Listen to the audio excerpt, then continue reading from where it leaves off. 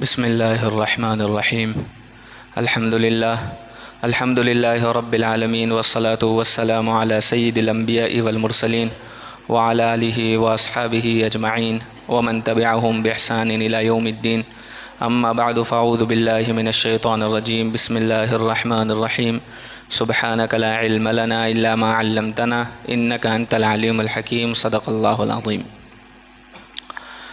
قابل احترام طلبہ کرام، اساتذہ اعظام، اللہ کا بڑا فضل اور احسان ہے کہ اللہ تبارک و تعالیٰ نے ہم تمام کو دنیا کے سب سے بہترین مشغلے کے اندر مشغول فرمایا ہے۔ فی الحال دنیا کے اندر لوگ الگ الگ مشاغل کے اندر مشغول ہیں اور وہ اپنے مشغلوں کے اندر مشغول ہونے کو اپنے لیے خیر کا ذریعہ سمجھتے ہیں، لیکن اللہ کے نبی صلی اللہ علیہ وسلم نے اس بات کو بیان فرمایا کہ خیرکم من تعلم القرآن وعلمہ، کہ دنیا میں جتنے لوگ جتنے مشغلے کے اندر مشغول ہیں، سب سے بہتر وہ ہے جو قرآن کریم کو سیکھنے اور سکھانے کے مشغلے میں مشغول ہے۔ حضرت شیخ الحدیث مولانا زکریا صاحب رحمۃ اللہ علیہ نے فضائل قرآن کے اندر اس روایت کو ذکر کیا۔ فائدے کے اندر یہ بات فرمائی کہ بعض سندوں کے اندر یہ روایت او کے ساتھ آئی ہے، یعنی خیرکم من تعلم القرآن او علمہ۔ پھر اس کا مفہوم حضرت شیخ رحمۃ اللہ علیہ نے ذکر کیا کہ اس کا مطلب یہ ہے کہ تم میں سب سے بہتر وہ ہے جو قرآن کریم کو سیکھ رہا ہے، یعنی اس کے الفاظ سیکھ رہا ہے، جیسا کہ بہت سارے حفاظ ہیں ماشاءاللہ، اس کے مطالب کا سیکھنا، علماء کرام مطالب کے اندر تفسیر اس کی سیکھتے ہیں۔ فرماتے ہیں کہ مستقل فضیلت ان کے لیے بھی ہے، او علمہ، یا جو ان کو سکھاتے ہیں ان کے لیے بھی مستقل فضیلت ہے، یعنی سیکھنے والوں کا بھی مشغلہ سب سے بہترین ہے اور سکھانے والوں کا بھی مشغلہ سب سے بہترین ہے۔ تو اللہ تبارک و تعالیٰ نے ہم کو اس مشغلے میں مشغول فرمایا، یہ محض اللہ کا فضل ہے، اللہ کا احسان ہے۔ اللہ تبارک و تعالیٰ نے ہمارے مقام کو بڑا بلند فرمایا ہے، بڑا اونچا فرمایا ہے۔ ہم بارہ سنتے رہتے ہیں کہ علم کے فضائل کو لے کر کے قرآن کریم کے اندر اللہ تبارک و تعالیٰ نے اپنے نبی صلی اللہ علیہ وسلم سے فرمایا وَعَلَّمَكَ مَا لَمْ تَكُنْ تَعْلَمْ وَكَانَ فَضْلُ اللَّهِ عَلَيْكَ عَظِيمًا۔ نبی جی، آپ کو اللہ تبارک و تعالیٰ نے ان باتوں کا علم عطا فرمایا جو اس سے پہلے آپ کے پاس نہیں تھا، اور یہ اللہ تعالیٰ کا آپ پر بہت بڑا فضل ہے۔ اللہ تبارک و تعالیٰ جس کو فضل فرما دے اس سے بڑی کیا چیز ہو سکتی ہے؟ تو یہ اللہ تبارک و تعالیٰ کا کتنا بڑا فضل ہے کہ اللہ تبارک و تعالیٰ نے ہم کو اس مشغلے کے اندر مشغول فرمایا۔ اسی طرح قرآن کریم میں اللہ تبارک و تعالیٰ فرماتے ہیں حضرت موسیٰ علیہ السلام سے خطاب کرتے ہوئے، یا موسیٰ انی اصطفیتک علی الناس برسالاتی وبکلامی، کہ موسیٰ میں نے تم کو پسند کر لیا میرے کلام کو لے کر کے، لوگوں کے اندر میری بات کو پہنچانے کو لے کر کے۔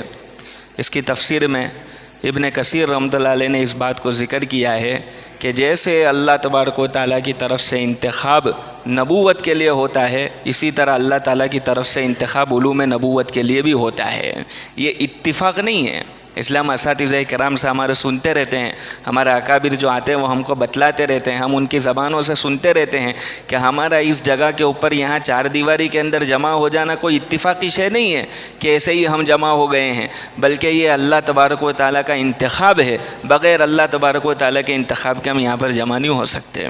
اسی لیے اللہ تبارک و تعالیٰ نے اس امت کے علماء کے مقام کو بلند فرمایا ہے۔ ہمارے یہاں ایک مرتبہ حضرت اقدس مفتی اسماعیل صاحب قشولوی دامت برکاتہم العالیہ تشریف لائے تھے، تو ہدایہ کے حاشیے کے حوالے سے حضرت نے ایک بات فرمائی تھی کہ اس کے اندر یہ بات لکھی ہوئی ہے کہ اللہ تبارک و تعالیٰ نے جس خمیر سے حضرت آدم علیہ نبینا علیہ الصلاۃ والسلام کو بنایا تھا، اس کے بچے ہوئے خمیر سے اللہ تعالیٰ نے اس امت کے علماء کی تشکیل دی ہے۔ تو اللہ تبارک و تعالیٰ نے ہمارے درجے کو بلند فرمایا۔ کتنا بڑا اللہ تبارک و تعالیٰ کا احسان ہے، کتنا بڑا اللہ تبارک و تعالیٰ کا فضل ہے۔ کہ اب اس کے لیے ہم کو کیا کرنا چاہیے؟ تو کہا اس کے لیے ہم کو اللہ کی شکر گزاری کرنی چاہیے۔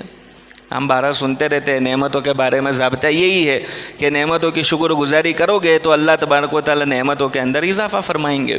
کہ یہ تو کتنی بڑی دولت اللہ تبارک و تعالیٰ کی طرف سے ملی ہے، اور اس دولت کے اوپر اللہ تبارک و تعالیٰ قرآن کریم میں حضرت موسیٰ علیہ السلام سے بھی شکر گزاری کا مطالبہ فرما رہے، وَكُن مِّنَ الشَّاكِرِينَ، کہ ہم نے تم کو منتخب فرمایا، اب تم شکر گزاری کرو۔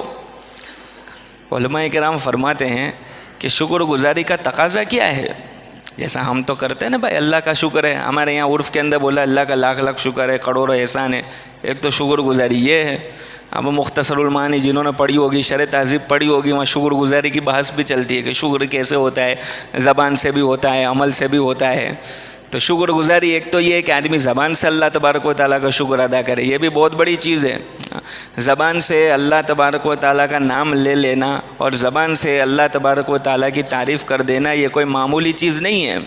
حضرت شیخ الحدیث مولانا زکریا صاحب رحمۃ اللہ علیہ نے فضائل ذکر کے اندر ایک روایت کے فائدے کے اندر یہ بات ذکر کی، ایک بزرگ کا قول کہ ان بزرگ سے کسی نے شکایت کی کہ حضرت ذکر تو کرتا ہوں لیکن ذکر زبان سے ہوتا ہے، قلب متوجہ نہیں ہوتا. حالانکہ ذکر کے اندر مقصود یہ ہے کہ آدمی کا دل بھی ذکر کے اندر متوجہ ہونا چاہیے. روایتوں کے اندر خاص کر دعا کے بارے میں اللہ کے نبی صلی اللہ علیہ وسلم نے یہ بات فرمائی کہ اللہ تبارک و تعالیٰ ایسے قلب کی طرف متوجہ نہیں فرماتے جو لاپرواہی برت رہا ہو. اللہ سے دعا کر رہا ہے، لاپرواہی برت رہا ہے. تو کسی بزرگ سے کسی مرید نے شکایت کی کہ حضرت ذکر تو کر رہا ہوں لیکن قلب متوجہ نہیں ہو رہا ہے، صرف زبان متوجہ ہے، زبان سے ہوتا ہے. ان بزرگ نے جواب کے اندر یہ بات فرمائی کہ اللہ کا شکر ادا کرو کہ اللہ تبارک و تعالیٰ نے اپنے ایک عضو کو اپنے ذکر کی توفیق عطا فرمائی. تمہارے اس شکر گزاری پر اللہ تعالیٰ تمہارے دل کو بھی توفیق عطا فرما دیں گے. یہ ہمارے بڑوں کی تعلیمات ہے جو ہم کو بتلاتے ہیں. تو زبان سے بھی شکر گزاری کرنا بہت بڑی چیز ہے. اللہ تبارک و تعالیٰ جس کو توفیق عطا فرماتے وہی کر سکتا ہے. اصل شکر گزاری کا تقاضا کیا ہے؟ حضرت مولانا ابراہیم صاحب دیولہ دامت برکاتہم العالیہ نے ایک مرتبہ یہ بات بیان فرمائی کہ شکر گزاری کا کیا تقاضا ہے.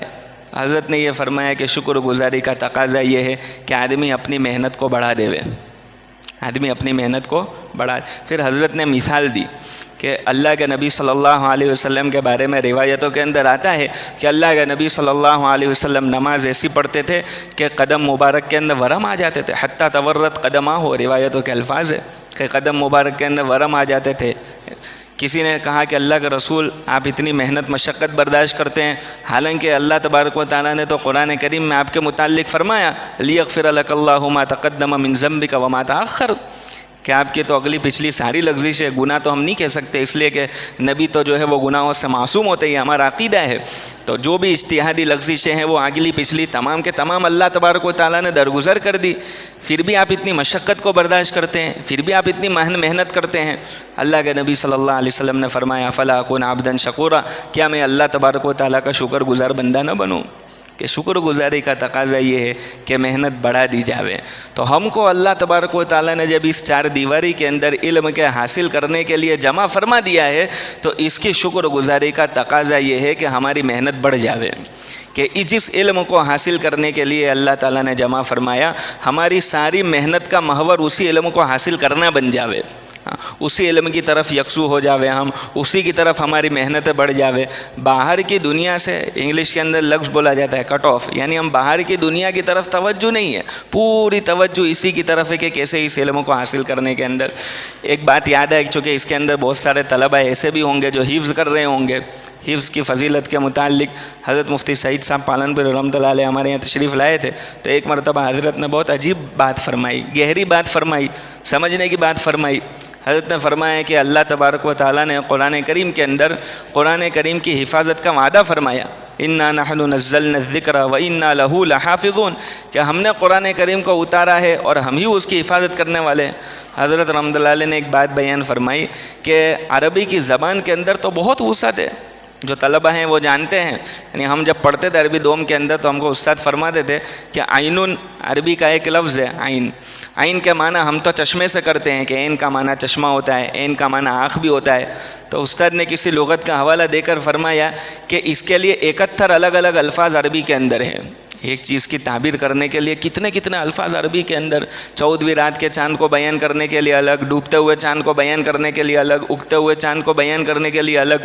تو اللہ تبارک و تعالیٰ نے اس زبان کے اندر بڑی وسعت رکھی ہے.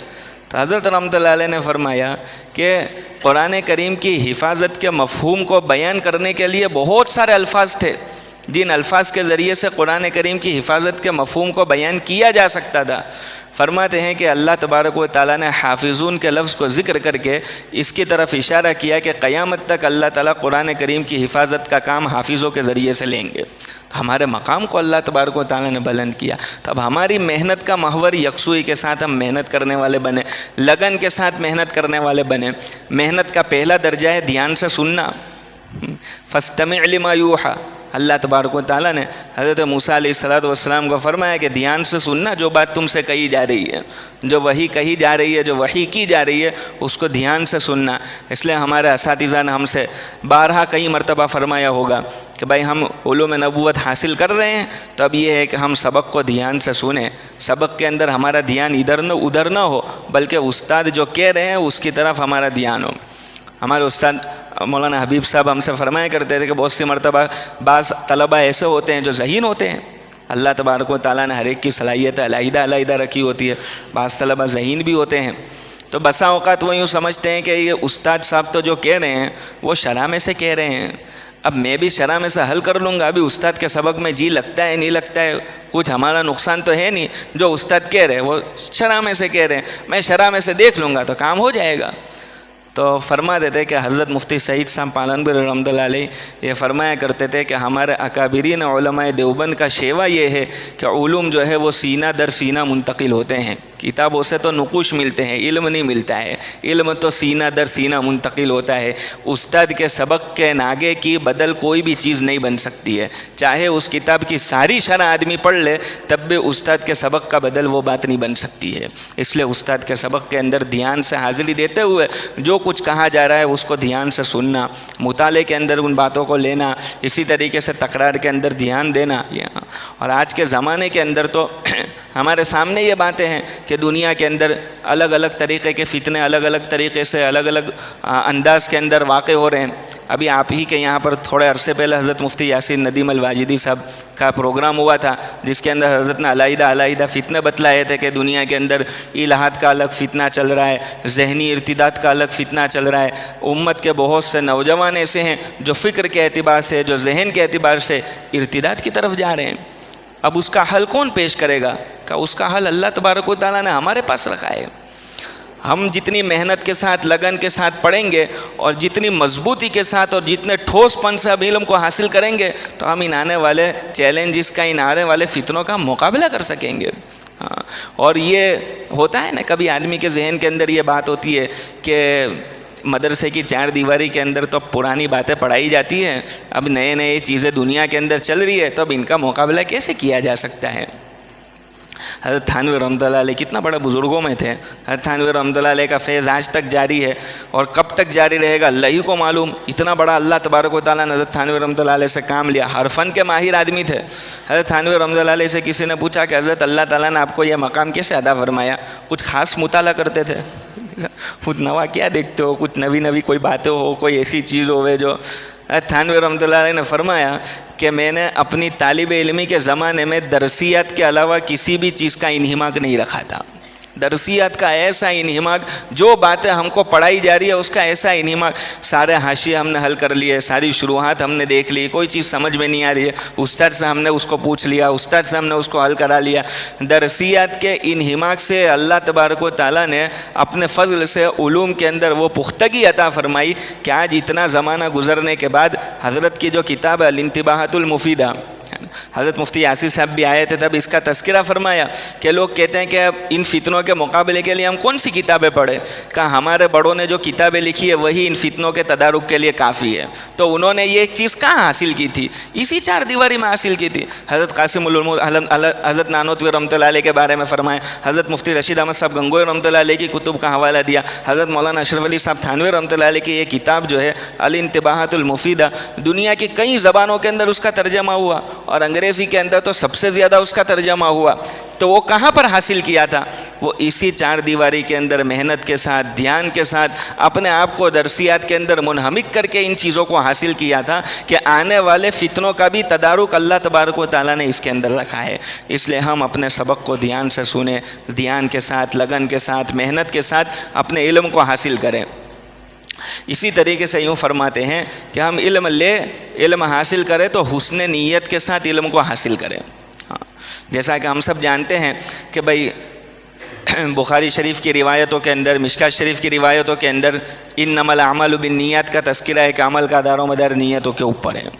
تو جیسا کہ ہم فقہ کے اندر پڑھتے ہیں نا، فقہ کے اندر ہم کو پڑھایا جاتا ہے کہ امام شافعی رحمۃ اللہ علیہ کے یہاں نیت کرنا فرض ہے، تو کیا ہے؟ تو کہ امام شافعی رحمۃ اللہ علیہ کا مستدل ہے انما الاعمال بالنیات، تو کیسے؟ تو کہ انہوں نے محذوف مانا انما صحۃ الاعمال بالنیات۔ تو حضرت مولانا علی میاں ندوی رحمۃ اللہ علیہ ہمارے بزرگوں میں مفکر ملت حضرت کو کہا جاتا تھا۔ حضرت علی میاں صاحب ندوی رحمۃ اللہ علیہ فرماتے تھے کہ یہ فقہا کا صرف شیوا نہیں ہے کہ وہ محذوف مانتے ہیں عبارتوں کے اندر، صوفیہ اور علماء بھی محذوف مانا کرتے ہیں۔ انما صحت الاعمال بالنیات، یہ امام شافعی رحمۃ اللہ علیہ نے صحت کو محذوف مانا، کہ اسی طریقے سے انما تاثیر الاعمال بالنیات ہے کہ عمل کی جو تاثیر ہے وہ بھی نیتوں کے اوپر ہے، کہ آدمی جیسی نیت کرے گا ویسا عمل کا اثر ظاہر ہوگا۔ حضرت علی میاں صاحب رحمۃ اللہ علیہ فرمایا کرتے تھے کہ امت کا عالمیہ یہ ہے کہ آج امت بد نیتی سے زیادہ بے نیتی کے اندر مبتلا ہے۔ ہم علم حاصل کر رہے لیکن ہمارے سامنے کوئی نیت نہیں ہے۔ لوگ جماعتوں کے اندر جاتے، جماعتوں کے اندر جانا کوئی نیت نہیں ہے، بیان سننے کے لیے جا رہے کوئی نیت نہیں ہے، کسی موقع کے اوپر ہال کے اندر جمع کر دیا گیا، کیا بات ہے؟ کا بلانے وہ آیا اس کے لیے جمع ہو گئے، باقی پیچھے کوئی نیت نہیں ہے، اس کو کہتے ہیں بے نیتی۔ کا شیطان یہ کرتا ہے کہ بری نیت تو نہیں کر، کہ اس دین کے کام کے اندر کون بری نیت کرے گا، علم کے حاصل کرنے کے اندر کون بری نیت کرے گا، لیکن نیت بھی غائب کرا دیتا ہے۔ کہ نیت کے غائب ہونے سے کیا ہوتا ہے؟ کہ نیت کے غائب ہونے سے یہ ہوتا ہے کہ اس عمل کا ثمرہ ختم ہو جاتا ہے۔ اس کے لیے بے نیتی ہمارے ساتھ نہ ہو، حسن نیت کے ساتھ اپنے علم کو حاصل کریں۔ علماء کرام نے بیان کیا ہے کہ آدمی علم حاصل کرے تو کس نیت کے ساتھ علم حاصل کرے، کا بیان کیا کہ سب سے پہلی چیز ابتغاء مرضات اللہ، کہ اللہ کی رضامندی کو حاصل کرنے کے لیے علم حاصل کر رہے ہیں۔ ہمارے تو ہر چیز کے اندر یہ نیت ہے کہ اللہ راضی ہو جاوے، اللہ راضی ہو جاوے۔ کوئی دنیا کا کام کرتے تو بھی اس لیے کہ بھائی اس لیے کہ اللہ تبارک و تعالیٰ راضی ہو جاوے، کوئی دین کا کام کرے تو کیوں کرے کہ اللہ راضی ہو جاوے۔ یہ تو ہماری بنیادی نیت ہے۔ دوسری بات کا اصلاح نفوسنا، ہم علم اس لیے حاصل کر رہے ہیں کہ ہماری زندگی سنور جاوے، ہماری زندگی سنور جاوے۔ ہمارے اساتذہ نے ہم کو کتابیں پڑھائی ہوگی شروع کے اندر، تو اس کے اندر روایت ذکر کی گئی ہے، مضامین ذکر کیے گئے کہ اگر آدمی علم کو حاصل کرتا ہے اور علم کے حاصل کرنے کے پیچھے نیت یہ ہے کہ جہالوں کے ساتھ بحث کرے گا، کہ بتاتا ہوں بیٹا تیرے کو کچھ آتا نہیں ہے، میرے کو بہت آتا ہے۔ اب وہ بحث کرنے کا میرا کا لفظ استعمال کیا گیا، بحث کرنا، جدال کرنا۔ اگر علم حاصل کرنے کے پیچھے یہ نیت ہے تو علم کا حاصل کرنا ضیاع ہے، ضائع کر دینا ہے علم کو۔ تو علم حاصل کرنے کی نیت یہ ہے کہ ہماری زندگی سنور جاوے، ہماری زندگی کیسے صحیح ہو جاوے، اس کے لیے علم حاصل کر رہے۔ اور تیسری بات یوں فرمائی کہ علم اس لیے حاصل کر رہے ہیں کہ اللہ کے نبی صلی اللہ علیہ وسلم کا لایا ہوا علم سارے عالم کے اندر کس طریقے سے زندہ ہو جاوے۔ احیاء علم النبوۃ فی العالم کلہ، کہ اللہ کے نبی صلی اللہ علیہ وسلم کا لایا ہوا علم سارے عالم کے اندر کس طریقے سے زندہ ہو جاوے، اس نیت کے ساتھ ہم علم کو حاصل کر رہے ہیں۔ تو یہ تین نیتیں علماء کرام نے بتلائی۔ تو ہم علم کو حاصل کریں تو حسن نیت کے ساتھ، اچھی نیت کے ساتھ علم کو حاصل کریں۔ اسی طریقے سے علم کو حاصل کرنا ہے تو علم حاصل کیا جاتا ہے یقین کے ساتھ۔ قرآن کریم کے اندر اللہ تبارک و تعالیٰ نے علم کے صیغے کے ساتھ امر کا صیغہ بیان کیا ہے، فَاعْلَمْ أَنَّهُ لَا إِلَٰهَ إِلَّا اللَّهُ۔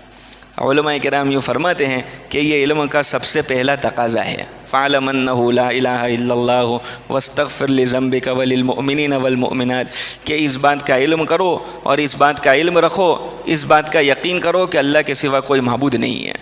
اس لیے علم کا پہلا تقاضا ہی یقین ہے، کہ یقین کے ساتھ علم کو حاصل کیا جاتا ہے۔ کہ کس بات کا یقین رکھنا ہے؟ کیا اس بات کا یقین رکھنا ہے کہ جو علم اللہ کے نبی صلی اللہ علیہ وسلم لے کر کے آئے، اس کے اندر دنیا آخرت کی کامیابی اللہ تبارک و تعالیٰ نے چھپا کر کے رکھی ہے۔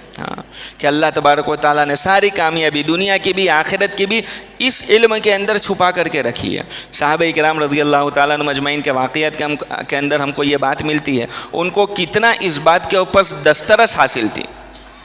ہم واقعہ سنتے ہیں نا، حضرت ربیع ابن عامر رضی اللہ تعالیٰ عنہ کا واقعہ ہے کہ رستم کے دربار کے اندر مشورے سے طے کیا گیا کہ حضرت ربیع ابن عامر رضی اللہ تعالیٰ عنہ کو جانا ہے۔ اب ہمارے یہاں تو چونکہ جو ہے وہ دیکھنے کا زاویہ بدلا ہوا ہے نا، دیکھنے کا نظریہ بدلا ہوا ہے، چشمہ الگ ہے۔ دنیا والوں کے، میں تو ماشاءاللہ اہل علم کا مجمع ہے، لیکن دنیا والے جس انداز کے اندر دیکھتے ہیں اس کی بات میں کر رہا ہوں کہ وہ دیکھنے کا زاویہ وہ ہے، نظریہ وہ ہے کہ دنیا ہی دنیا کے نظریے سے چیزوں کو دیکھا جاتا ہے۔ حضرت ربیع ابن عامر رضی اللہ تعالیٰ عنہ کا واقعہ اتنی بہترین مثال ہے کہ رستم کے دربار کے اندر کسی آدمی کو پیش کرنا ہے تو کیسے آدمی کو پیش کیا جاوے. تو ہمارا ذہن جو ہے جس چشمے سے ہم دیکھتے ہیں اس چشمے سے ہم دیکھیں گے تو یہ ہوگا کہ بھائی ایسے آدمی کو جو ہٹا کٹا پٹھان ٹائپ کا لگتا ہو, بالکل ذرا لمبا چوڑا ٹڑنگا ہو, ایسے آدمی کو پیش کیا جاوے. صحابہ اکرام رضی اللہ تعالیٰ عنہ مجمعین نے حضرت ربیع ابن عامر رضی اللہ تعالیٰ عنہ کے بارے میں مشورہ کیا کہ ان کو پیش کیا جاوے. حضرت ربیع ابن عامر رضی اللہ تعالیٰ عنہ پستہ قد صحابی ہے, جن کی ہائٹ لمبی نہیں تھی, چھوٹی ہائٹ کے, پستہ قد چھوٹا تھا. اور حضرت ربیع ابن عامر رضی اللہ تعالیٰ عنہ کی سیرت کے اندر لکھا ہے کہ وہ فتوحات کے زمانے کے اندر بھی خچر کی سواری کرنا پسند کرتے تھے. یعنی گھوڑے کی سواری, فتوحات کا زمانہ ہے, گھوڑے کی سواری ہوتی لیکن خچر کی سواری, کہ اسی سواری کے اوپر سوار ہو کر کے جائیں گے. اور صحابہ کرام رضی اللہ تعالیٰ عنہ مجمعین جانتے تھے کہ حضرت ربیع ابن عامر رضی اللہ تعالیٰ عنہ کی سیرت کے اندر یہ بات ہے, ان کے مزاج کے اندر یہ بات ہے. جیسے ہمارے یہاں بھی ہوتا ہے نا بہت سی مرتبہ کہ بھائی BMW کے زمانے کے اندر تم یہ گاڑی لے کر کے چلا رہے ہو, نینو کوئی چلاتا ہو تو کہ BMW کے زمانے میں نینو چلاتا ہے, وہ بڑی بڑی ایکٹیوا کے زمانے میں لونا گاڑی چلاتا ہو تو کہ لونا کا زمانہ تھوڑی رہا. کہ نا حضرت ربیع ابن عامر رضی اللہ تعالیٰ کے مزاج کے اندر یہ بات تھی کہ حضرت جو ہے وہ خچر کی سواری پسند کرتے تھے, اور چونکہ پستہ قد بھی تھے اور خچر کی سواری کرتے تھے اس لیے وہ چھوٹی سی تلوار ساتھ میں رکھتے تھے. وہ لمبی تلوار نہیں ہوتی تھی, چھوٹی تلوار لے کر کے جاتے تھے. اب میں اور آپ یہ غور کریں کہ صحابہ اکرام رضی اللہ تعالیٰ مجمعین کا نقطۂ نظر کیا تھا, دیکھنے کا زاویہ کیا تھا, ان کا یقین کیا تھا. ان کا یقین مادی چیزوں کے اوپر نہیں تھا, وہ اپنے مسائل کو حل کرانے کے لیے وہ طریقہ اپناتے تھے جو محمد الرسول اللہ صلی اللہ علیہ وسلم نے بتلایا تھا. وہ مادی چیزوں کی طرف نظر نہیں کرتے تھے. اب حضرت ربیع ابن عامر رضی اللہ تعالیٰ عنہ اس حلیے کے ساتھ رستم کے دربار کے اندر گئے ہیں. رستم نے وہ ریڈ کارپیٹ پورا گالیچہ بچھا کر رکھا تھا. حضرت ربیع ابن عامر رضی اللہ تعالیٰ عنہ نے اپنی تلوار کے بل بوتے پر اس کو 2 حصوں میں تقسیم کر دیا, اور اس کا جو تخت تھا اس تخت کے مکھوٹے کے اوپر آ کر کے اپنی جو ہے وہ نکیل, جانور کی خچر کی نکیل کو باندھ دیا. حیرت میں آ گیا وہ, اس نے پوچھا کہ کون ہو تم لوگ؟ حضرت ربیع ابن عامر رضی اللہ تعالیٰ نے جو جواب دیا ہے, نحن قوم اللہ ابتعثنا لنخرج العباد من عبادت العباد الى عبادت رب العباد, کہ ہم وہ لوگ ہیں کہ اللہ تبارک و تعالیٰ نے ہم کو اس لیے دنیا میں بھیجا ہے کہ ہم لوگوں کو لوگوں کی غلامی سے نکال کر لوگوں کے رب کی غلامی کے اندر لے کر کے جاوے. یہ کس سے کہا جا رہا ہے؟ جس آدمی سے کہا جا رہا ہے وہ غلام نہیں ہے, حالانکہ اس زمانے میں غلامی کا بھی تصور تھا. جس آدمی سے کہا جا رہا ہے وہ غلام نہیں ہے, کسی جگہ نوکری نہیں کر رہا ہے, بلکہ بادشاہ ہے, لوگ اس کی بادشاہت کے خوف سے ڈرتے ہیں. ایسے آدمی سے کہا جا رہا ہے کہ ہم تم کو نکالنے کے لیے آئے کہ تم لوگوں کی غلامی سے نکل کر کے لوگوں کے رب کی غلامی کے اندر چلے جاؤ. دوسری بات حضرت ربیع بن عامر رضی اللہ تعالیٰ نے فرمائی, وَمِن جَوْرِ الْأَدْيَانِ إِلَىٰ عَدْلِ الْإِسْلَامِ, اس لیے آئے ہیں کہ دنیا کے اندر جتنے طریقے تم کو نظر آتے ہیں یہ سارے طریقے ظلم و ستم والے ہیں. ان سارے طریقوں کے ظلم و ستم سے نکال کر کے اسلام کی عدل والی تعلیمات کی طرف لے جانے کے لیے آئے ہیں. ہاں, دنیا کے اندر یہ صرف اس زمانے کی بات نہیں تھی,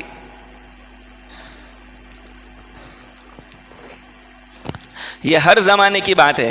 یعنی ہر زمانے کے اندر زندگی جینے کے جتنے طریقے ہم کو نظر آ رہے ہیں, چاہے معاملات کے قبیل کے ہو, چاہے معاشرت کے قبیل کے ہو, چاہے اخلاق کے قبیل کے ہو, عبادات ایمانیات کے قبیل کے, جو بھی طریقے ہم کو دنیا کے اندر نظر آتے ہیں وہ سارے کے سارے طریقے ظلم و ستم والے ہیں. اور علوم نبوت جو اللہ تبارک و تعالیٰ نے جس کے حاصل کرنے کے لیے ہم کو جمع فرمایا ہے, اس کی تعلیمات عدل والی تعلیمات ہے.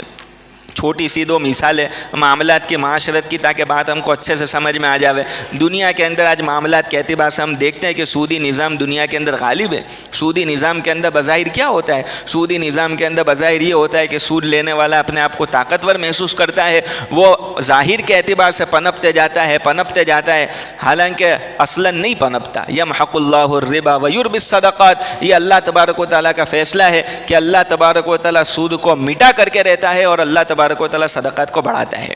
یہ اللہ کا وعدہ ہے اور اللہ تبارک و تعالیٰ وعدہ خلافی نہیں کرتا.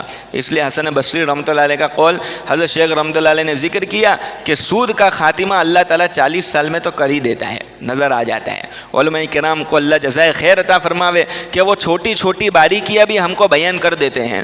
یہ بیان کیا کہ بظاہر ہم کو نظر آ رہا ہے کہ سود بڑھ رہا ہے, کہ بظاہر سود کا بڑھنا ایسا ہے جیسا کہ کسی آدمی کو ہاتھی پگے کی بیماری ہو جاتی ہے. ہوتی ہے نا ہاتھی پگے کی بیماری، تو بظاہر کو یوں کہہ کہ دیکھو کتنا مضبوط آدمی ہے، اس کا پیر تو دیکھو کتنا بڑا ہے، حالانکہ وہ پیر جو بڑا ہے وہ در حقیقت بیماری ہے۔ اسی طریقے سے سود بظاہر جو بڑھتا ہوا نظر آ رہا ہے یہ در حقیقت بیماری ہے، مٹ کر کے رہے گا، اس لیے کہ اللہ تبارک و تعالیٰ کا یہ وعدہ ہے کہ وہ مٹ کر کے رہے گا۔ بظاہر دنیا کے اندر وہ ترقی کرتا ہے اور بیچارہ جو سود کے اوپر مال لیتا ہے وہ کمزور ہوتا چلا جاتا ہے، اس کے اوپر ظلم و ستم ہوتے چلے جاتے ہیں، یہاں تک کہ اس کا کیا حال ہوتا ہے ہم سب جانتے ہیں۔ معاشرت کی مثال لے لو، ہمارے یہاں معاشرت کے اندر شادی بیاہ کو لے کر کے جو مراحل ہمارے سامنے الگ الگ طریقے کے، کس طریقے کے، کتنی طریقے کی معاشرت کی لعنت ہے ہمارے سامنے ہے۔ ان معاشرت کی لعنت کے اندر دینے والے کا تو جم نکل جاتا ہے، لینے والا خوش ہو جاتا ہے۔ یہ کیا ہے کہ یہ دنیا کے اندر چلنے والے طریقوں کا ظلم و ستم ہے، اور ہم جو علم حاصل کر رہے ہیں اس کے اندر اللہ تبارک و تعالیٰ نے عدل کی تعلیم رکھی ہے کہ دنیا کے اندر بھی یہ تعلیم کامیاب کرے گی اور آخرت کے اندر بھی یہ تعلیم کامیاب کرے گی۔ اس لیے اس یقین کے ساتھ ہم کو علم حاصل کرنا ہے، اور صحابہ اکرام رضی اللہ تعالیٰ عنہ اجمعین نے علم کو اس یقین کے ساتھ حاصل کیا۔ روایتوں کے اندر آتا ہے اللہ کے نبی صلی اللہ علیہ وسلم کے پاس ایک صحابی آئے کہ اللہ کے رسول میرے بھائی کو پیٹ کے بیماری ہو گئی، یعنی دست لگ گئے، کیا کیا جاوے؟ اللہ کے نبی صلی اللہ علیہ وسلم نے فرمایا کہ اس کو شہد پلاؤ۔ شہد پلایا گیا، 2 بار آئے کہ اللہ کے رسول شہد پلایا لیکن اس کے باوجود کچھ افاقہ نہیں ہے۔ 3 مرتبہ یہ بات پیش آئی، اللہ کے نبی صلی اللہ علیہ وسلم نے یہ بات فرمائی، صدق اللہ وکذب بطن اخیک، اللہ کی بات سچی اور تیرے بھائی کا پیٹ جھوٹا ہے۔ اور اس کے بعد جب شہد پلایا تو اللہ تبارک و تعالیٰ نے افاقہ کر دیا۔ تو صحابہ اکرام رضی اللہ تعالیٰ عنہ اجمعین نے اس علم کو یقین کے ساتھ حاصل کیا۔ تو ہماری بھی ذمہ داری یہ ہے کہ ہم ان علم نبوت کو حاصل کرنے کے لیے ہم کو اللہ نے جمع کیا ہے، تو یقین کی کیفیت کے ساتھ ہم علم کو حاصل کریں۔ کہ یقین کی کیفیت کا فائدہ کیا ہوگا؟ کہ سب سے بڑا تو فائدہ یہ ہوگا کہ جب ہم اس 4 دیواری سے باہر جائیں گے اللہ تبارک و تعالیٰ استغنا کی دولت سے مالا مال فرمائیں گے۔ ہاں کہ اللہ تبارک، جب اللہ تعالیٰ نے دنیا آخرت کی کامیابی رکھی، حضرت مولانا یوسف صاحب رحمۃ اللہ علیہ دعوت کی مبارک محنت کے بارے میں یہ بات فرماتے تھے کہ دعوت کی مبارک محنت کے اندر لگنے والوں کو اس بات کا یقین ہونا چاہیے کہ ہماری سوئی سے لے کر کے آخرت کے مسئلے کا حل اللہ نے اس محنت کے اندر رکھا ہے، کہ جب تک یہ یقین حاصل نہیں ہوگا تب تک استقامت نہیں آ سکتی آدمی کو۔ تو ہم کو تو اللہ تبارک و تعالیٰ نے علوم نبوت کے جمع کرنے کے لیے یہاں جمع فرمایا ہے، حاصل کرنے کے لیے، تو ہم کو بھی اس بات کا یقین ہونا چاہیے کہ ہماری دنیا آخرت کے تمام مسائل کا حل اللہ تبارک و تعالیٰ نے اس محنت کے اندر رکھا ہے۔ اس لیے علم کو حاصل کرنا دھیان کے ساتھ، لگن کے ساتھ، محنت کے ساتھ، حسن نیت کے ساتھ، اور اسی طریقے سے جو ہے وہ یقین کی کیفیت کے ساتھ، اسی طریقے سے علم حاصل کرنا ادب کے ساتھ۔ ہم ہمارے اساتذہ کی زبان سے سنتے رہتے کہ با ادب با نصیب اور بے ادب بے نصیب۔ حضرت حکیم اختر صاحب رحمۃ اللہ علیہ ہمارے بزرگوں کے اندر بڑے بزرگ گزرے، ان کی کتاب کے اندر ایک مرتبہ ایک بہت بہترین کام کی چیز پڑھی۔ حکیم صاحب رحمۃ اللہ علیہ فرماتے ہیں کہ میں نے اس بات کو قرآن کریم کے اندر اور احادیث نبویہ میں تلاش کرنے کی کوشش کی کہ جہاں اللہ کے نبی صلی اللہ علیہ وسلم سے کوئی بھی آدمی آ کر کے کسی چیز کی وصیت کرتا، کسی چیز کی وصیت کا مطالبہ کرتا کہ اللہ کے رسول صلی اللہ علیہ وسلم کوئی بات آپ فرما دے، جیسے ہم بھی بزرگ سے ملاقات کرنے کے لیے جاتے تو ان سے درخواست کرتے ہیں کہ کوئی ایسی بات جو ہمارے کام کی ہم کو بتلا دیجئے، کہ اللہ کے نبی صلی اللہ علیہ وسلم سب سے کیا فرما دے؟ تقوی کی وصیت۔ روایتوں کے اندر ملتا ہے کہ تقوی۔ اسی طرح قرآن کریم کے اندر بھی اللہ تبارک و تعالیٰ نے تقوی کا حکم دیا، یا ایھا الذین آمنوا اتقوا اللہ حق تقاتہ۔ حضرت حکیم صاحب رحمۃ اللہ علیہ فرماتے ہیں کہ میں نے قرآن کریم کے اندر احادیث نبویہ کے اندر غور کیا اور تلاش کرنے کی کوشش کی کہ یہ تقوی زندگی کے اندر آوے کیسے، اس لیے کہ مطلوب بھی ہے، اللہ کے نبی صلی اللہ علیہ وسلم بھی تقوی کی وصیت فرماتے تھے، کہ یہ زندگی کے اندر کیسے آئے گا؟ کہ ایک بات تو وہ ملی جو ہم نے ہمارے بڑوں کی زبان سے کئی مرتبہ سنی ہوگی، یا ایھا الذین آمنوا اتقوا اللہ وکونوا مع الصادقین، کہ ایمان والو تقوی اختیار کرو اور سچوں کے ساتھ رہو، کہ سچوں کی صحبت کی برکت سے تقوی زندگی کے اندر آتا ہے۔ کہ ایک بات تو یہ ملی کہ بڑے تلاش کرنے کے بعد ایک آیت میرے ذہن سے گزری، میری نظر سے گزری تو میرا دل چمک گیا۔ حضرت حکیم صاحب رحمۃ اللہ علیہ فرماتے ہیں وہ کون سی آیت ہے؟ قرآن کریم کے اندر اللہ تبارک و تعالیٰ نے اس آیت کو ذکر فرمایا، ان الذین یغضون اصواتهم عند رسول اللہ اولئک الذین امتحن اللہ قلوبهم للتقوی، کہ وہ لوگ جنہوں نے نبی کے سامنے اپنی آواز کو پست کر دیا۔ پورا واقعہ ذکر کیا گیا کہ کچھ بدو دیہاتی آئے اللہ کے نبی صلی اللہ علیہ وسلم کے پاس. کچھ تو ایسے تھے جنہوں نے سوال کیا کہ یا محمد آپ کہاں ہو, آپ تشریف لائیے. اور کچھ لوگ ایسے تھے جنہوں نے اپنی آوازوں کو پست کر دیا کہ نا آواز بلند نہیں کرنی, نبی کے سامنے اپنی آواز کو ہم کیسے بلند کر سکتے ہیں. کہ انہوں نے اس ادب کو اپنی زندگی کے اندر اختیار کیا. اللہ فرماتے اولئک الذین امتحن اللہ قلوبہم للتقوی, یہی لوگ ہیں کہ اللہ تعالیٰ نے پسند کر لیا ان کے دلوں کو تقوی کے لیے. کہ ادب وہ چیز ہے کہ جس کے ذریعے سے اللہ تعالیٰ کی طرف سے تقوی کا انتخاب ہو جاتا ہے. اس کے لیے علم حاصل کرنا ہے ادب کے ساتھ. ہمارے اساتذہ کرام کا ادب, اسی طریقے سے کتابوں کا ادب. ہم نے کئی مرتبہ واقعہ سنا ہوگا علامہ انور شاہ کشمیری رحمۃ اللہ علیہ کے متعلق کہ اللہ تبارک و تعالیٰ نے اتنا علم کیسے عطا کیا کہ وہ کتابوں کے اندر جو حواشی ہوتے تھے تو اب تو سیدھے سیدھے ہو گئے, آسانی ہو گئی, اس کے لیے اب سیدھے حاشی ہوتے ہیں. لیکن پہلے کتابوں کے اندر یوں بھی ہوتے تھے یوں بھی ہوتے تھے. تو کہا کہ بجائے اس کے کہ کتاب کو اپنی طرف گھمائیں, حضرت شاہ صاحب رحمۃ اللہ علیہ خود گھوم جایا کرتے تھے. اس ادب کے اوپر اللہ تبارک و تعالیٰ کے یہاں اتنا اونچا اور اتنا بڑا مقام ملا ہے. تو ادب کی وجہ سے اللہ تبارک و تعالیٰ کے یہاں نوازنے کے فیصلے ہو جاتے ہیں. اور اس سے بڑی خطرناک بات, اللہ ہماری سب کی حفاظت فرماوے, کہ بے ادبی ایسی چیز ہے جو آدمی کو محروم کر دیتی ہے. ہم بارہ سنتے رہتے ہیں نا بزرگوں کے واقعات کے اندر. شاہ صاحب رحمۃ اللہ علیہ کی بات کے اندر ہے کہ جو آدمی سوء ادب کا مرتکب ہو جاتا ہے قریب زمانے کے اندر اللہ تبارک و تعالیٰ اس سے استحباب کی توفیق کو چھین لیتا ہے. یعنی مستحب کام اس کی زندگی سے نکل جاتے ہیں, پھر دھیرے دھیرے سنت زندگی سے نکل جاتی ہے, پھر دھیرے دھیرے فرائض زندگی سے نکل جاتے ہیں. اس لیے علماء کرام نے عجیب بات فرمائی کہ آدمی جب گناہ کا ارتکاب کرتا ہے تو گناہ کے ارتکاب کرتے وقت اس کے دل کے اندر کچھ کچواٹ ہوتی ہے, دل اس کا اچھا نہیں لگتا, اس کو کبھی پشیمانی بھی ہوتی ہے کہ یہ گناہ مجھ سے ہو رہا ہے, حالانکہ یہ اچھی چیز نہیں ہے کہ مجھ سے گناہ ہو جاوے.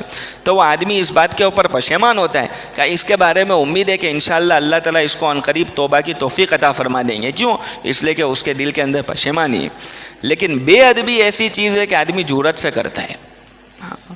عوام کے درمیان مثال بیان کی جائے, جیسے مثال کے طور پر عمرے کے لیے لوگ جاتے ہیں, حج کے لیے لوگ جاتے ہیں, تو وہاں پر کچھ حضرات, چونکہ وہاں تو ساری دنیا کے لوگ آتے ہیں, ہر مسلک کے لوگ آتے ہیں, الگ الگ طریقے کے لوگ آتے ہیں. تو جب وہ وہاں پر دیکھتے ہیں کہ بیت اللہ کی طرف پیر کر کے لمبا کر کے وہ بیٹھے ہیں, یا یہ کہ قرآن کریم کو نعوذ باللہ اسی طریقے سے رکھ کر کے وہ, تو یہاں آ کر کے بھی عوامی ذہن ہوتا ہے, اندازہ نہیں ہوتا, حقائق سے بھی معلومات نہیں ہوتی, تو وہ بھی پیر لمبے کرتے ہیں. کوئی آدمی بیچارہ تنبیہ کرتا ہے کہ قبلے کی طرف پیر ہے. کہا وہ یہاں کے مولانا منع کرتے ہیں, وہاں میں دیکھ کیا ہے نا, وہاں ہوتا ہے تو کیا منع کرتا ہے. یہ کیا ہوا کہ یہ بے ادبی ہوئی. کہ بے ادبی کے اندر جرأت ہوتی ہے, اور بے ادبی میں جب جرأت ہوتی ہے تو پھر اللہ کی طرف سے توبہ کی توفیق نہیں ملتی, اور آدمی آہستہ آہستہ آہستہ دوسری چیزوں سے محروم ہوتا چلا جاتا ہے. اس لیے اساتذہ کرام کی بے ادبی کرنے سے, کتابوں کی بے ادبی کرنے سے, آلات علم کی بے ادبی کرنے سے, کہ ہم جن تخت کے اوپر, جن ٹپائیوں کے اوپر ہم پڑھتے ہیں, جن قلم کے ذریعے سے ہم علم کو حاصل کرتے ہیں, کہ ان کی بے ادبی سے ہم کو اپنے آپ کو بچانا چاہیے اور ادب کے ساتھ اپنے علم کو حاصل کرنا چاہیے. اسی طریقے سے یوں فرمایا کہ علم کے ساتھ ساتھ عمل بھی زندگی کے اندر ہو. علم کے ساتھ ساتھ عمل بھی زندگی کے اندر کا. شیطان کا بڑا حربہ یہ ہوتا ہے کہ وہ دل کے اندر یہ بات ڈالتا ہے کہ علم کے حاصل کرنے کا زمانہ الگ ہے اور عمل کے کرنے کا زمانہ الگ ہے. ابھی تو ہم علم کے حاصل کرنے کے زمانے میں ہیں, نہیں یہاں سے نکلیں گے تب ہمارا عمل کرنے کا زمانہ ہے. کہ یہ شیطان کا بہت بڑا ہتھیار ہے. ہمارے شیخ حضرت مولانا منیر صاحب رحمۃ اللہ علیہ, وہ اکثر ہمارے گھر بھی جب تشریف لاتے تھے, اسی طریقے سے بہت سے اداروں کے اندر بھی حضرت کے ساتھ جانے کا موقع ملا, تو حضرت وہاں جاتے تھے تو پہلا سوال یہ کرتے تھے, طلبہ کرام کا مجمع ہوتا تھا تو, کہ آپ میں سے کتنے ایسے ہیں جنہوں نے یہ نماز کے اندر جو وضو کیا تو مسواک کے ساتھ وضو کیا. اب ظاہر سی بات ہے ہم خود اپنا محاسبہ کر لیں, ہم خود اپنا محاسبہ کرنے کے لیے ہم کافی ہیں. پھر حضرت فرماتے تھے کہ دیکھو بیٹا, بڑی شفقت کے ساتھ, کہ دیکھو بیٹا ہم بچپن سے پڑھتے آ رہے ہیں, جب سے اس چار دیواری کے اندر ہیں تب سے ہم کو اس بات کا علم ہے کہ وضو کے اندر مسواک کرنا سنت ہے. ابھی تک ہم پڑھتے آ رہے ہیں, قول اللہ قول الرسول والے جو ماحول کے اندر اگر ہم کو اس سنت کے اوپر عمل کرنے کی توفیق نہیں ملی تو باہر والا ماحول تو دنیا والا ماحول ہے, اس کے اندر ہم کیسے اس کے اوپر عمل کر سکیں گے. اس لیے یہ جو زمانہ ہے ہمارا طلب علم کا زمانہ, یہی ہمارا عملی زندگی بنانے کا زمانہ بھی ہے. جیسا کہ ہم کو ہمارے اساتذہ نے سنایا ہوگا حضرت مفتی شفیع صاحب رحمۃ اللہ علیہ کی بات, کہ علم کیا ہے, کہ علم کا تقاضا کیا ہے, تو حضرت رحمۃ اللہ علیہ نے فرمایا کہ صرف یہی بات ہے کہ معلومات یا معمولات بن جاوے.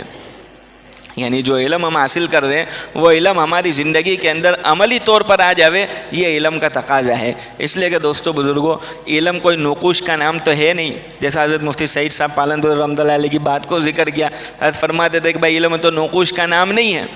ہم نے بھی سنا ہوگا کئی مرتبہ، ہمارے اساتذہ نے ہم کو سنایا ہوگا، امام شافعی رحمۃ اللہ علیہ نے اپنے استاد سے شکایت کی تھی، شکوت الی وکیع سوء حفظی، کہ میں نے اپنے استاد امام وکیع سے شکایت کی کہ میرا حافظہ بڑا کمزور ہے۔ فاوصانی بترک المعاصی، انہوں نے مجھے یوں کہا کہ بھائی تم گناہ کرنا چھوڑ دو۔ کیوں؟ فإن العلم نور من اللہ ونور اللہ لا یعطی لعاصی، اس لیے کہ علم تو در حقیقت اللہ تبارک و تعالیٰ کی طرف سے عطا کردہ نور ہے، اور اللہ تبارک و تعالیٰ کا نور یہ گنہگار کو نہیں دیا جاتا۔ اس لیے اگر ہماری عملی زندگی نہیں بن رہی ہے تو عملی زندگی نہیں بنے گی تو وہ نور علم کا جو ہم کو عمل کے اوپر ڈالے وہ ہم کو حاصل نہیں ہوگا۔ اس لیے اسی زمانے کے اندر، بننے کے زمانے میں، جیسا کہ ہمارے بڑے ہم کو فرماتے رہتے ہیں کہ یہ بننے کا زمانہ ہے، بننے کے زمانے کے اندر بن جائیں گے تو بنے ہوئے رہیں گے، اور بننے کے زمانے میں بگڑ گئے تو پھر بننا مشکل ہو جاتا ہے۔ مثال دیتے ہیں نا کہ توے کے اوپر جب تک روٹی ہوتی ہے، روٹی توے کے اوپر ہے تو وہ بننے کا زمانہ ہے، اگر اس کے اندر بگڑ گئی تو باہر وہ سدھر نہیں سکتی۔ اسی طریقے سے ہمارے بننے کا زمانہ علم کے ساتھ عمل کا یہی زمانہ ہے۔ اسی زمانے کے اندر ہم نے علم و عمل کے جوڑ کو پیدا کر لیا تو انشاءاللہ ہماری ساری زندگی اسی علم و عمل کے جوڑ کے ساتھ رہے گی، اور اگر ہم نے یہاں پر جوڑ کو پیدا نہیں کیا تو باہر جوڑ کا پیدا ہونا بڑا مشکل ہے۔ کیوں؟ اس لیے کہ اس ماحول کے اندر جب ہمارے اساتذہ، مشفق اساتذہ ہماری رہبری کر رہے ہیں، ہماری نگرانی کر رہے ہیں، سارا ماحول دینی ماحول ہے، نورانی ماحول ہے، اگر اس کے اندر ہم عملی زندگی نہ بنا سکے تو باہر کا ماحول تو بڑا دنیا والا ماحول ہے، تو اس کے اندر ہم اپنی عملی زندگی کے اوپر کیسے باقی رہ سکیں گے؟ اس لیے علم کے ساتھ ساتھ عمل کو بھی جوڑنا ہے۔ اسی طریقے سے دوستو بزرگوں، ایک بات یہ ہے کہ علم جو حاصل کر رہے ہیں تو اس علم حاصل کرنے کی ذمہ داری کو بھی سمجھنا ہے کہ علم کے حاصل کرنے کے ساتھ ساتھ اللہ تبارک و تعالیٰ نے اس علم کے متعلق کچھ ذمہ داریاں رکھی ہے۔ ہمارا معاملہ اور دوسروں کا معاملہ برابر نہیں ہے۔ ہمارے حضرت اقدس مفتی احمد صاحب خانپوری دامت برکاتہم العالیہ فرماتے ہیں کہ عموماً جب بھی جو ہے علماء کا غیر علماء کا، ہمارے یہاں ایک تو لفظ یوں بولا جاتا ہے کہ علماء بولتے تو مقابلے میں جہال بولا جاتا ہے۔ ہمارے ایک بزرگ فرماتے تھے کہ عالم کے مقابلے میں جاہل نہ بولا کرو، عالم کے مقابلے میں عامی بولا کرو۔ بھئی یہ عالم ہے نہیں، یہ عامی آدمی ہے۔ جو جاہل کا لفظ تو اچھا نہیں لگتا، اور کسی بھی مومن کی جہل کی طرف نسبت کرنا مناسب نہیں ہے۔ تو بہرحال حضرت فرماتے ہیں کہ جب بھی کوئی ایسی بات آتی ہے عالم کی غیر عالم کے تقابل کی تو یہ آیت سامنے آتی ہے، قُلْ هَلْ يَسْتَوِي الَّذِينَ يَعْلَمُونَ فالذین لا یعلمون، کیا آپ فرما دیجئے کیا وہ لوگ جو علم رکھنے والے ہیں اور وہ لوگ جو علم نہیں رکھنے والے دونوں برابر ہو سکتے ہیں؟ ظاہر سی بات ہے کہ دونوں برابر نہیں ہو سکتے۔ حضرت فرما دے کہ اس آیت کے اندر جیسے فضیلت کا پہلو ہے، اسی طرح اس آیت کے اندر ذمہ داری کا پہلو بھی ہے کہ جیسے فضیلت کے اندر علم والے اور جن کے پاس علم نہیں ہے یہ دونوں برابر نہیں ہو سکتے، اسی طریقے سے ذمہ داری کے اندر بھی علم والے اور جن کے پاس علم نہیں ہے یہ دونوں ذمہ داریوں میں بھی برابر نہیں ہو سکتے۔ کہ علم والوں کی ذمہ داری کو اللہ تبارک و تعالیٰ نے بہت بڑھایا ہے، ان کی ذمہ داری بڑی ہوئی ہے۔ اس کو حضرت مولانا یوسف صاحب رحمۃ اللہ علیہ یوں فرماتے تھے کہ علماء کرام کے ذمے اللہ تبارک و تعالیٰ نے دو ذمہ داریاں دی ہے۔ کہ وہ کون سی دو ذمہ داریاں ہیں؟ کہ پہلی ذمہ داری تو یہ ہے کہ اپنی طرح علماء کرام کو تیار کرنا، یہاں سے پڑھ کے جائیں گے انشاءاللہ، پھر کسی نہ کسی تدریسی خدمت کے اندر اپنے آپ کو مشغول کرنا۔ یہ بھی بڑا عالم یہ ہے کہ ادھر ادھر ہم دوسرے مشغلوں کے اندر مشغول ہو جاتے ہیں۔ ہمارے یہاں بھی ایک بزرگ تشریف لائے تھے، حضرت مفتی محمود حسن صاحب گنگوئی رحمۃ اللہ علیہ کے خلفاء میں تھے، تو انہوں نے ہم سے ایک بات سنائی کہ حضرت مفتی محمود حسن صاحب گنگوئی رحمۃ اللہ علیہ کے ایک خلیفہ کے متعلق کہ وہ پہلے کسی تدریسی خدمت کے اندر اپنے آپ کو مشغول کیے ہوئے تھے، پھر چونکہ احوال آتے ہیں تو ان احوال کی بنیاد کے اوپر کچھ تھوڑا سا انہوں نے ایک وقت کو کم کر کے جو ہے اپنا کاروبار اور اپنے دوسری ضروریات کے اندر اپنے آپ کو مشغول کیا، پھر اسی کے اندر مشغول ہو گئے، پھر دھیرے دھیرے یہ ہوا کہ وہ تدریس جو ہے وہ چھوٹ گئی اور وہ جو ہے وہ اسی خدمت کے اندر جو ان کی تجارت تھی یا جو بھی ان کا مشغلہ ہوگا ذریعہ معاش کا، اس کے اندر وہ مشغول ہو گئے۔ تو کہا کہ حضرت رحمۃ اللہ علیہ تشریف لائے تو وہ ان کو اپنے یہاں لے گئے کہ حضرت آپ میرے یہاں تشریف لاؤ۔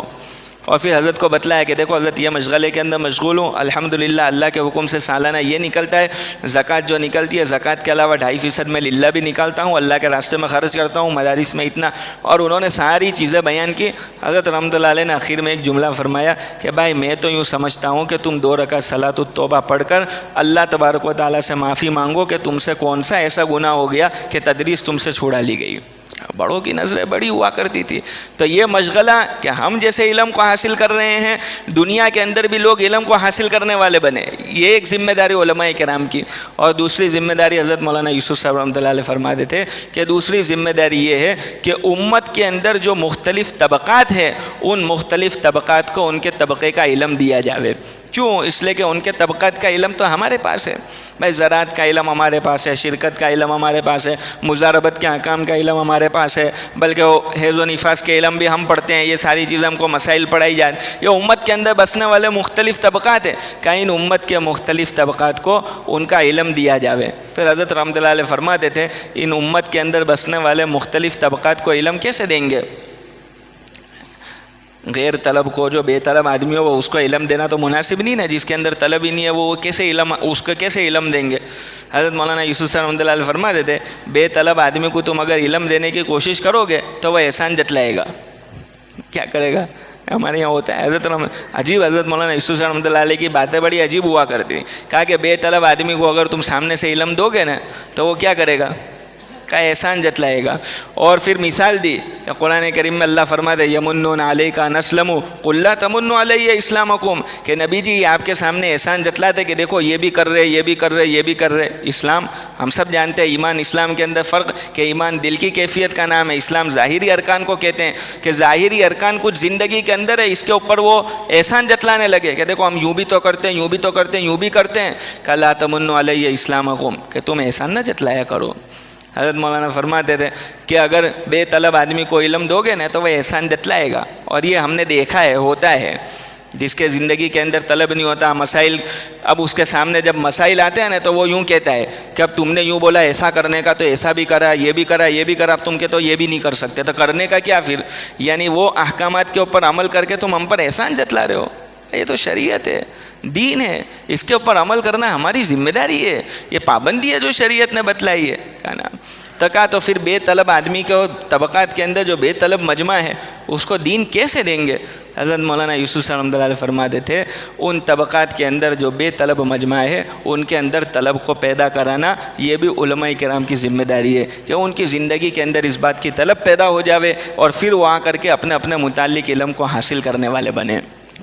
اس لیے فرمایا کہ 2 طرح کے علوم اللہ تبارک و تعالیٰ نے اتارے، ایک طلب والوں کے لیے جو مسائل کا علم ہے اور ایک بے طلبوں کے لیے جو فضائل کا علم ہے، کہ فضائل کے علم کے ذریعے سے بے طلب مجمع کے اندر طلب پیدا ہوتی ہے اور پھر وہ دین کی طرف آتا ہے، اس کو پتہ چلتا ہے کہ وہ اس کے اوپر اللہ تعالیٰ نے یہ رکھا، اس کے اوپر اللہ تبارک و تعالیٰ یہ دیں گے، تو پھر وہ آتا ہے کہ اب اس کا مسئلہ بتاؤ کہ اس کے اندر کیسا کرنا۔ جب طلب پیدا ہو جاوے تو اس کو مسائل بتلا کر کے اس کو صحیح راستے کے اوپر ڈالنا۔ حضرت مولانا یوسف صاحب رحمۃ اللہ علیہ یہ بات فرماتے تھے کہ علماء کرام کی ذمہ داری یہ ہے 2 طریقے کی، ایک تو اپنی طرح علماء کرام کو تیار کرنا، اور دوسری ذمہ داری ہے کہ امت کے اندر بسنے والے جو مختلف طبقات ہیں جو بے طلبی کے ساتھ زندگی گزار رہے ان کی زندگی کے اندر دین کی طلب کیسے پیدا ہو جاوے، اس کی ذمہ داری بھی اللہ تبارک و تعالیٰ نے ہمارے ذمہ رکھی ہے، اور ہمارے اسلاف نے، ہمارے بزرگوں نے ان ذمہ داریوں کو ادا کیا۔ ایک واقعہ یاد آ گیا، تھوڑا ہنسنے والا واقعہ ہے۔ ابھی ہمارے استاد سے پچھلے ہفتے ملاقات ہوئی، ہمارے ایک استاد ہیں، تو استاد سے میں نے مزاحاً کہا کہ استاد آپ نے جو واقعات سبق کے دوران سنائے تھے وہ سارے واقعات میں بھی اپنے طلبہ کو سناتا ہوں۔ تو پھر حضرت نے سامنے سے مجھ سے کہا کہ موسیٰ علیہ السلام والا واقعہ سناتا ہے کہ نہیں تو؟ میں کہا کہ استاد وہ سنا تو تھا، بہت سال ہو گئے، ذہن میں سے نکل گیا ہے، ذرا پھر سے مستحضر ہو جائے گا، آپ سناؤ۔ تو ہمارے استاد نے پورا واقعہ دوبارہ سنایا، وہ بھی حضرت مفتی محمود حسن گنگوئی رحمۃ اللہ علیہ کے خلفاء میں ہمارے استاد، تو انہوں نے واقعہ سنایا کہ بولے جب میں فارغ ہوا تو حضرت مفتی محمود حسن صاحب گنگوئی رحمۃ اللہ علیہ نے بڑے ہوتے تھے، ان کی نظریں بھی بڑی ہوتی تھی، علاقہ بتلایا کہ وہاں جا کر کے آپ محنت کرنا شروع کرو۔ تو کہا کہ میں جب اس مدرسے کے اندر پہنچا جہاں حضرت رحمۃ اللہ علیہ نے فرمایا تھا، تو مدرسے کے احوال کو دیکھ کر کے میرا تو دل اچاٹ ہو گیا، اس لیے کہ میں نے دیکھا کہ طلباء کے اندر دنیا بھر کی بدتمیزی ہے، طلباء دھیان نہیں دے رہے، اساتذہ کرام کی بات نہیں سن رہے، سامنے جواب دے رہے، محنت بھی نہیں کر رہے، بدتمیزی بھی کر رہے ہیں۔ کہا لیکن حضرت نے حکم دیا تھا، اس لیے میں 2 مہینے تک مستقل وہاں رہ کر کے محنت کرتا رہا کہ کوئی شکل نکل آوے۔ کہا بڑی محنت کرنے کے بعد بھی دیکھا کہ کوئی شکلت نہیں بن رہی ہے، تو پھر میرے دل کے اندر خیال آیا کہ اب حضرت رحمۃ اللہ علیہ کو معذرت کا خط لکھ دوں کہ حضرت اس کے علاوہ کوئی جگہ ہوتا آپ مجھے بتاؤ، باقی یہ جگہ تو کام کرنا اب مشکل ہے۔ پھر دل کے اندر خیال آیا کہ چلو ایک کام کرتا ہوں، پہلے استخارہ تو کر لوں، استخارہ کرنے کے بعد حضرت کو خط لکھتا ہوں۔ تو میں نے استخارے کی دعا پڑھی، نماز پڑھی، استخارے کی دعا پڑھی، رات کو سویا۔ اور جب میں رات کو سویا تو دیکھا کہ علماء کرام کی ایک جماعت ہے جن کے اندر میں بھی ہوں، اور حضرت موسیٰ علیہ نبینا علیہ السلام کو خواب کے اندر دیکھا۔ حضرت موسیٰ علیہ السلام بڑا بھاری، جیسا کہ حضرت موسیٰ علیہ السلام تھے ایسے مضبوط آدمی، تو کہا کہ حضرت موسیٰ علیہ السلام ہے اور وہ تیزی سے ہماری طرف بڑھتے چلے جا رہے ہیں، ہم علماء کرام کے مجمع کی طرف۔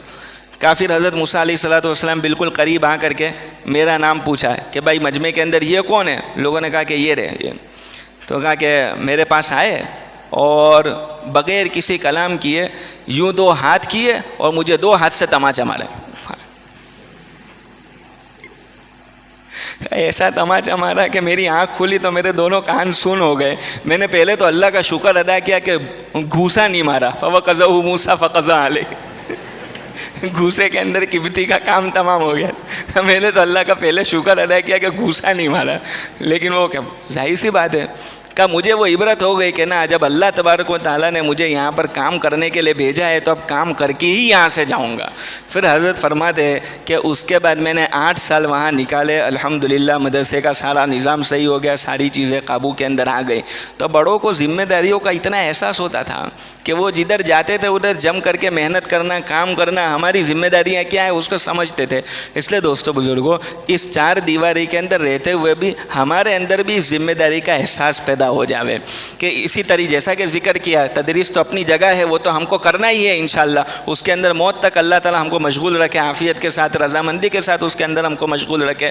اس کے ساتھ چونکہ عوام کے اندر بہت بڑا طبقہ ایسا ہے جو بے طلبوں کا ہے، اب ان کے اندر کیسے کام کرنا، ان سے کیسے ملنا، ان سے کس طریقے سے بات کرنا، ان کی نفسیات کو کیسے سمجھنا۔ قرآن کریم کے اندر ہمارے بزرگ فرمائے، قرآن کریم کے اندر اللہ تبارک و تعالیٰ نے الگ الگ واقعیت بیان کیا، یسألونک یستفتونک۔ وہ چونکہ ہم افتاح میں تھے تو ہمارے استاد نے ہم کو فرمایا تھا کہ یہ سمجھنا بہت ضروری ہے کہ سامنے والا کس نفسیت سے سوال کر رہے ہیں، سامنے سے چل کر کے سب کو مسئلے بتانا شروع مت کر دو، اس لیے کہ قرآن کریم میں بھی مسئلے یسألونک اور یستفتونک کے بعد بتلائے گئے ہیں، پہلے سے نہیں بتلائے گئے۔ تو یہ ساری سمجھ بوجھ کہ امت کے اندر چلنا پھرنا، اس کے اندر کیسی سمجھ پیدا ہو جاوے کا، اس لیے پڑھائی کے زمانے کے اندر ہم کو یوں کہا جاتا ہے کہ 24 ہم اپنے آپ کو پڑھائی کے اندر مشغول رکھیں اور روزانہ کی 15-20 منٹ فارغ کریں، 5 منٹ مشورے کی، 5 منٹ تعلیم کی اور 10 منٹ روزانہ کی ملاقات کی، کہ اس کے ذریعے سے لوگوں کے اندر چل پھر کر، ہمارے طلباء کے اندر چل پھر کر کے ان سے دین کی بات کرنا، ان سے محنت کی بات کرنا، ان کو جوڑنے کی فکر کرنا، ان کو جوڑنے کی کوشش کرنا۔ اسی طریقے سے ہفتے کے اندر 2 گشت، ایک ہمارے طلباء کے درمیان اور دوسرا ان لوگوں کے درمیان جو براہ راست تدریس سے وابستہ نہیں ہے، جو ہمارے خدمت کے لائن سے انتظام کر رہے ہیں یا دوسرے اور لائن سے انتظامی امور کے اندر وہ ہے، ان کے درمیان گشت کرنا اور پورا مکمل گشت کر کے ان کے سامنے پوری دین کی بات کر کے ان کی تشکیلیں کرنا۔ اور اسی طریقے سے چھٹیوں کے زمانے کے اندر اور 24 گھنٹے کی جماعتیں جو ہیں ہمارے بڑے تو یوں فرماتے ہیں کہ مہینے کے اندر آدمی 2 مرتبہ 24 گھنٹے کی جماعت کے اندر اپنے وقت کو لگاوے۔ 24 گھنٹے کی جماعتیں کتنا کام کر کے آتی ہے۔ ہمارے ادارہ تو شہری ادارہ ہے، لیکن پھر بھی بچے جو ہے وہ جاتے ہیں، ایک دن میں 100 ملاقات کر لیتے ہیں، پورے علاقے کے اندر ہلچل مچ جاتی ہے کہ وہ 24 گھنٹے کی جماعت ہے، حالانکہ ہماری تو پوری 24 گھنٹے کی نکلتی بھی نہیں، چھٹیوں کے اعتبار سے کچھ کمی بیشی ہوتی ہے، لیکن وہ جماعتیں ماشاءاللہ رات کو کتنے بجے تک ملاقاتیں کر کے لوگوں سے ملتی ہے جلتی ہے، اس سے لوگوں کے اندر چلنا پھرنا آ جاتا ہے۔ تو ہماری 24 گھنٹے کی جماعتیں کتنے اداروں کی کارگزاری آتی ہے، اطراف کے ماحول کو کیسا ان 24 گھنٹوں کی جماعتوں کے ذریعے سے تقویت ملتی ہے۔ اس لیے ایک ہفتے تو ہمارا انجمن ہوتا ہے، انجمن کے اندر رہتے ہوئے دوسرے ہفتے جب ہماری کوئی ذمہ داری نہ ہو، اس وقت 24 24 گھنٹے کی جماعت کے اندر اپنے وقت کو لگانا. اور بڑی چھٹیاں آتی ہے تو ان میں سے جو حضرات ایسے ہیں جن کا پڑھائی کا مشغلہ، ظاہری تدریس کا مشغلہ ابھی ختم ہو رہا ہے، آگے کوئی تدریس کا آگے پڑھنے کا کوئی مشغلہ نہیں ہے، تو ان سے یہ درخواست کی جاتی ہے کہ وہ 1 سال اللہ کے راستے کے اندر لگاوے. کہ سال مختلف لوگوں کے اندر چلنا پھرنا ہوتا ہے، مختلف زمانوں کے اندر چلنا پھرنا ہوتا ہے. ابھی ہمارے ایک شاگرد سال کی جماعت کے اندر چل رہے، پرسوں ان کا فون آیا تھا، ایسی جماعت کے ساتھ چل رہے کا استاد ایسا ہے کہ اس میں سے 8 ساتھی ایسے ہیں جو کھانے پینے والے ہیں. ہمارے کھانے پینے کی اصطلاح استعمال ہوتی ہے، نشے کی جن کو عادت ہوتی ہے نا، اور نشے کا لفظ نہیں استعمال، کھانے پینے کی اصطلاح استعمال کرتے ہیں. یہ کھانے پینے والے کا ان کو بڑی محنت کے ساتھ، منت سماجت کے ساتھ، مشقت کے ساتھ روک کر کے رکھا ہوا ہے. کسی کو کیا مشغلے میں مشغول کر کے کا نہ سورہ فاتحہ کا ٹھکانہ ہے، نہ کچھ پتہ نہیں ہے. اب ایسے لوگوں کے ساتھ، یہ بھی امت کا طبقہ ہے، یہ بھی امت کے لوگ ہیں. ہمارے بزرگ فرماتے ہیں کہ علماء کرام جب اللہ کے راستے کے اندر چلیں گے تو ان کے سامنے اپنے علم کے مصارف کھلیں گے. جیسے مال والا جب چلتا ہے، باہر نکلتا ہے، اپنے علاقے سے باہر نکلتا ہے تو اس کو اپنے مال کا مصرف پتہ چلتا ہے.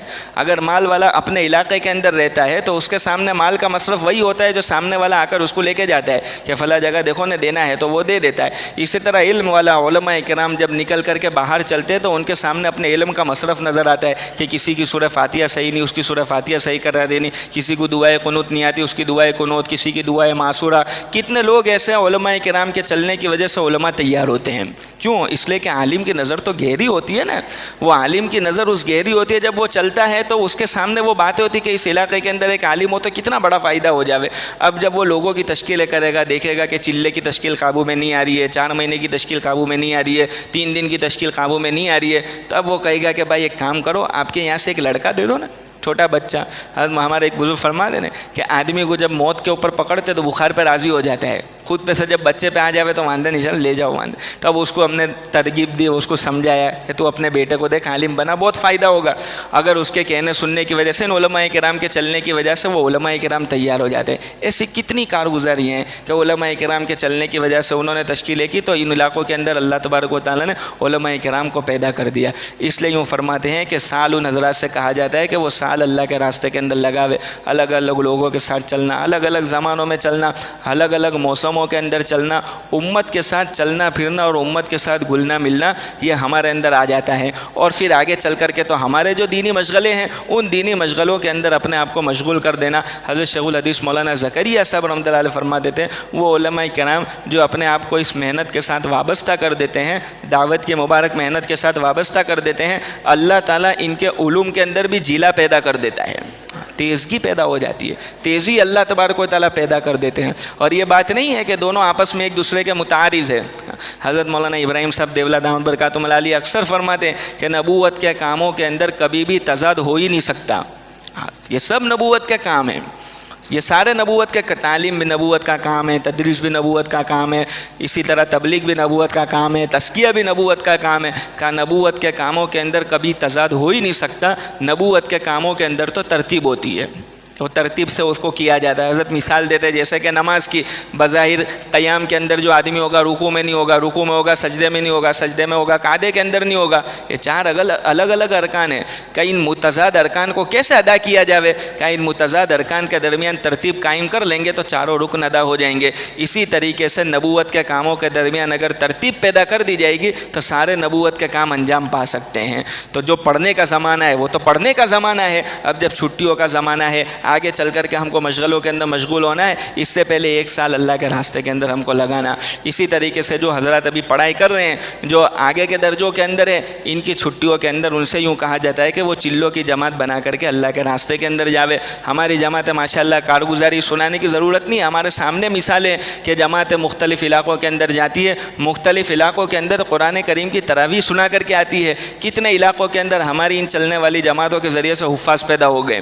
کیوں؟ اس لیے کہ ان علاقوں کے اندر حفظ کی اہمیت نہیں تھی. اب یہ جماعتیں گئی ہے، بچوں نے ماشاءاللہ قرآن کریم کو سنایا، لوگوں کے اندر ذوق شوق پیدا ہوا ہے کہ ہمارے یہاں بھی پورے قرآن کریم کی تراویح ہونی چاہیے. انہوں نے بھی اپنے بچوں کو حفظ کے اندر ڈالا اور ادارے کی نیک نامی کا بھی وہ جماعتیں ذریعہ بنتی ہیں. لوگ دیتے کہ فلاں علاقے کی جماعت آئی ہے، فلاں ادارے کی جماعت آئی ہے، کتنا بہترین کام کر رہی ہے، ہم بھی اپنے بچوں کو ان اداروں کے اندر بھیجیں تاکہ ہمارے بچے بھی ایسے بن جاوے. اس کے لیے ان حضرات سے تو درخواست یہ ہے جو 16 سال سے اوپر ہوئے، جو آگے کے درجوں کے اندر ہوئے، کہ وہ تو چلے کے لیے اپنے ناموں کو پیش کرے. اور سب سے پہلی درخواست یہ ہے کہ جو حضرات اس سال فارغ ہو رہے ہیں, آگے ان کا کوئی دوسرا مشغلہ نہیں ہے, وہ اپنے آپ کو پیش کرے کہ انشاءاللہ سال کی جماعت کے اندر جائیں گے. سب کریں گے بھائی انشاءاللہ؟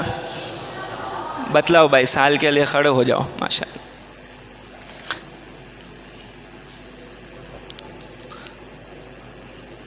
ہمت کرو بھائی, ہمت.